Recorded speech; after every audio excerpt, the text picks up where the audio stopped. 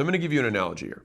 So imagine there's a wall that you have to get over, all right? You have to get a critical mass to get above this wall, right? And so you start putting up, these ladders against the wall to try and climb over the wall. All right, this should make some sense. But as you try to build up the little rungs of the ladder, so you put 4 rungs up. Well, you're not gonna get the critical mass required to get over the hump to actually get the success you want.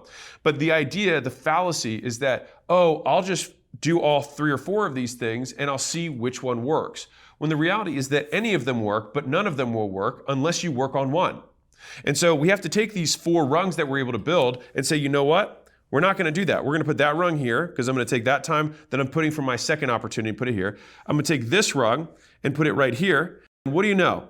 I can get over this hump on top and I can get to the other side of the wall, which of course is where all the money and all the happiness and all the, the girls with, beautiful, beautiful hair. Look at this beautiful hair, right? This beautiful hair. Now she looks like a bug. Anyways, hold on, there you go. What's crazy is that this literally happens at all levels of business. Like people who are starting out, try and start 5 things. People who are like their 2nd or 5th year. I talked to a guy last night who has a really good business, really good margin, 50% margins, has great revenue retention. He was in cyber security. People stay with him, people pay. He has no problem getting customers. He has no problem delivering on them. And I was like, what's the problem? He's like, me.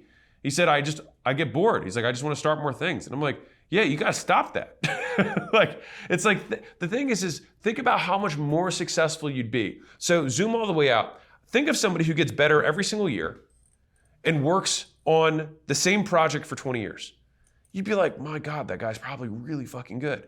And what's interesting about this is that it doesn't matter what project the person works on. You do 20 years of reps and you do nothing else, you're gonna be good. And so if you know that that's a fact, that's a certainty, that you're going to be good with 20 years of practice, then the objective is to just get 20 years of practice in one thing and stick with it. So your plans aren't working because the plans are wrong. The plans aren't working because you're not working on the plan. The hard part about the plan is not creating the plan or even following the plan, it's sticking with the plan. That's the hard part. All right,